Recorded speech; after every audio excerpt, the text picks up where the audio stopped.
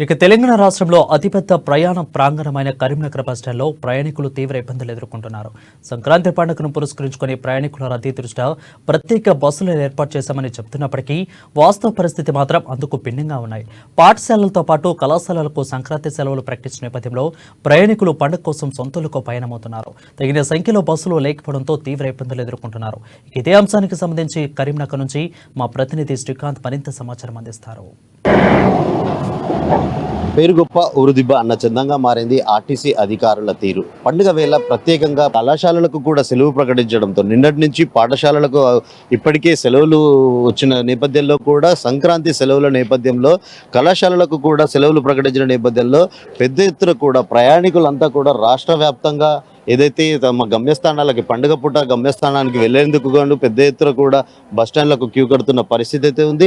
అయితే మనం ఇప్పుడు విజువల్స్ లో చూడొచ్చు, చంటి పిల్లలు చిన్న పిల్లలతో కూడా గంటల తరబడి కూడా వాళ్ళు నిరీక్షిస్తున్న పరిస్థితి ఉంది. అంటే పండుగ పూట బస్సులు కల్పించాము, ఎవరికి ప్రయాణికులకు ఎలాంటి ఇబ్బంది లేదంటూ కూడా చెప్పుకునే ఆర్టీసీ అధికారులు మాత్రం ఏదైతే కార్యరూపంలో దాల్చట్లేదని కూడా చెప్పవచ్చు. మనతో ఒక ప్రయాణికురాలు ఉన్నారు, వారిని అడిగి తెలుసుకుందాం. అమ్మ చెప్పండి, మీరు ఎక్కడికి వెళ్ళాలి, ఎంతసేపటి నుంచి ఎదురు చూస్తున్నారు?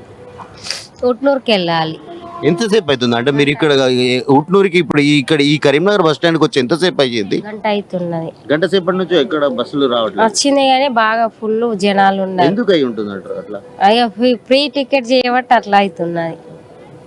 మొత్తానికి పండుగ వేళ ఏదైతే ఆర్టీసీ అధికారులు ప్రత్యేకంగా 1100 ఉమ్మడి కరీంనగర్ జిల్లా వ్యాప్తంగా 1195 బస్సులను ప్రత్యేకంగా సంక్రాంతి స్పెషల్ బస్సులను కూడా కేటాయించామని చెప్తున్నప్పటికీ కూడా ఆచరణలో మాత్రం ఎక్కడ కూడా ప్రయాణికులు తీవ్ర అంటే మనం ఇప్పుడు విజువల్స్ లో చూడొచ్చు, పెద్ద ఎత్తున విద్యార్థులు ఏదైతే తమ గమ్యస్థానాలకి పండుగ పూట సంక్రాంతి పండుగ సెలవులకు ఇంటికి వెళ్ళడానికి కూడా పెద్ద ఎత్తున కూడా ఈ ఆర్టీసీ ప్రధానంగా కూడా ఆర్టీసీ బస్సులను ఆశ్రయిస్తూ ఉంటారు.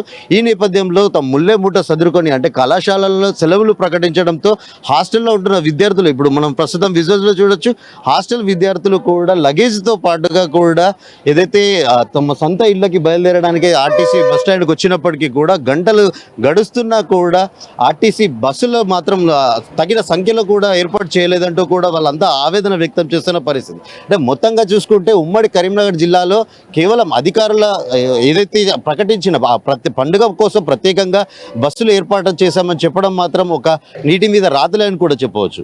కెమెరా పర్సన్ అరుణ్తో శ్రీకాంత్, అమ్మా న్యూస్, కరీంనగర్.